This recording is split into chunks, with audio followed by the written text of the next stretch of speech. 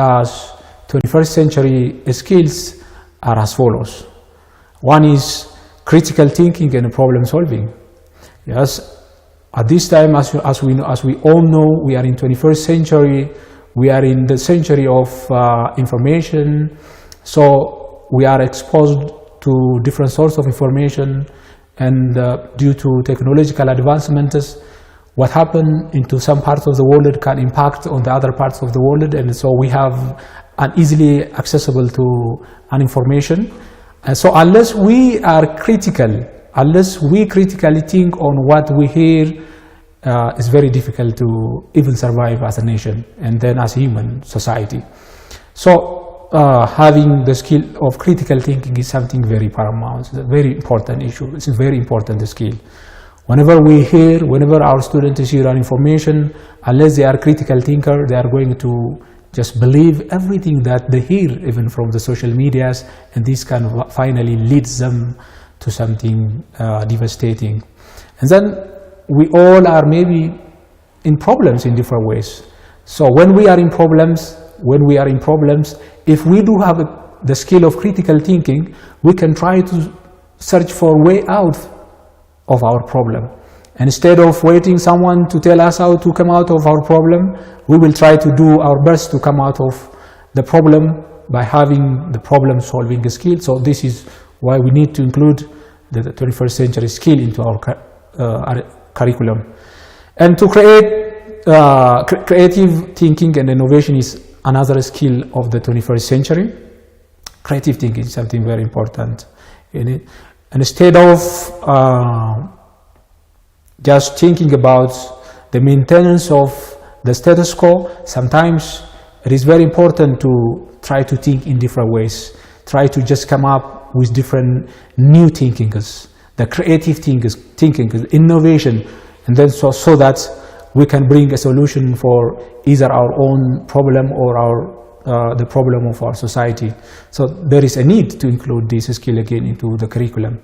Communication is again another very important skill of the 21st century. Yes, as human society, there is a diversity between human beings in different terms.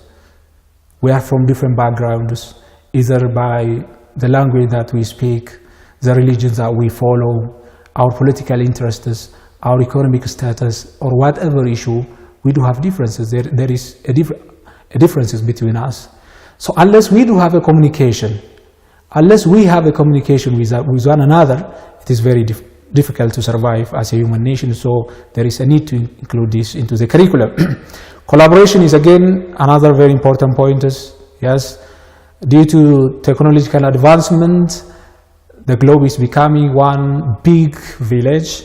So there is a need to have a collaboration between citizens, among citizens, between and among states of the world. So to have the skill of collaboration, there is a need again to include this into the new curriculum. Leadership and decision making, yes, this is the place where students can exercise how to be a leader and what are the qualities of good leadership. Yes, unless we exercise at the school level how to lead, why we lead, and what are the qualities of good leadership, we cannot have leaders in the future. So school is the best place to exercise, to have exposure to such an experiences so that students can be engaged into such an activities, and then how to make a decision based on information. Yes, is again another important skill of the 21st century. Digital literacy is again another very crucial point. Digital literacy. Yes, we have seen that we are in 21st century. We are in the age of information. It is mandatory to use technologies. Yes, so unless we have an exposure to those technologies, we cannot even survive as a nation. Now everything is through this technologies, through digital technologies. So we have to know then how to use.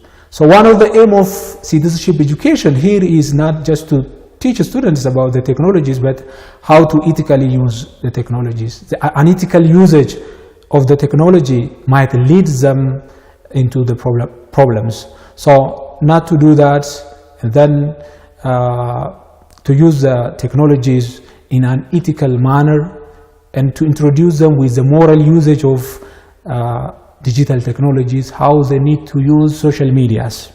Yes, unless they know how to ethically use social medias, it might have a negative impact on their even current life and their future life. So this is very important to include in the curriculum. The other one is cultural identity and global citizenship. Yes, we do have our own identity, either at the local level or at the national level, but due to globalization, we are global citizens, and there is a concept of global citizenship.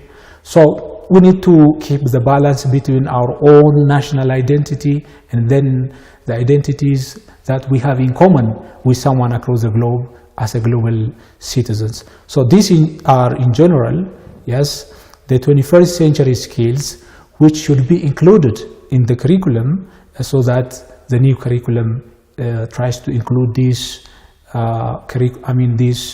skills in across all chapters and across all lessons of the new curriculum.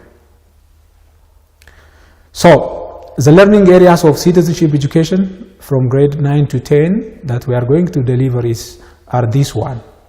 Yes, the general learning areas that this curriculum touched upon is ethics. The first one is ethics. Yes, even if it is a citizenship education, it doesn't mean that there is any connection between ethics and being ethical. Yes, there are an element. Whatever the ethical issue or the moral issue was independently delivered from grade 1 to grade 6, there is vertical relationship between the subjects, as you know. So vertically there is a linkage between this and the one which is delivered at the elementary level. So ethics is given here because that's one of the focus area. Democracy, yes, we will try to introduce the concept of democracy to our students. The culture of using digital technology is also the focus areas or the learning areas of citizenship education. Constitution and constitutionalism will introduce them to the constitution, the concept of constitution, and then constitutionalism, the practical implementation of the concept of constitution. Good governance, what we mean by good governance, yes, and problems related to good governance, and what will be our role in realizing the concept of good governance. Indigenous knowledge, this is what lacks from the previous curriculum. So there are indigenous knowledge which are included in the new curriculum, and so students can easily know what is there with their families. Federalism and multiculturalism, again, this is very important point which is included in the new curriculum. Yes, Ethiopia is a multicultural society which is made up of different identities, as we have mentioned earlier. So we need to inculcate into their minds that yes, Ethiopia is not homogeneous, rather Ethiopia is a heterogeneous society with different backgrounds. So we are multicultural. So if we are multicultural, what should be done? That's the first thing, is that recognizing the diversity, recognizing that there is multiculturalism in Ethiopia. And then what is a kind of best mechanisms of state structure to address the question of such a diversified nature of the nation might be federalism. Yeah, federalism might be seen as a best way of addressing or accommodating diversities in the nation. So they will learn about federalism as a state structure, federalism, and then how federalism tries to address and accommodate different identities existing in the country. The other one is national unity and diversity. You know, national unity and diversity. We have said that Ethiopia is diversified, made up of different identity. So all nations, all ethnic groups have their own interests. They have their own historical backgrounds. They have their own maybe political interests. They have their own language. They have their own traditions. Yes. At the same time, Ethiopia is a sum total of all these ethnic groups, and we need to have a strong nation.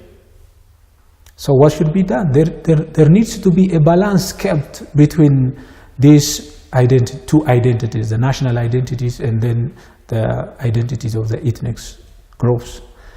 The issue of human rights, the need to introduce our students with the concept of human rights, the lists of human rights, then how it should be respected and why it should be respected, and then what of the role of the students in realizing the respect of these human rights, problem-solving skill, yes, this is one of the 21st century skill, problem-solving skill.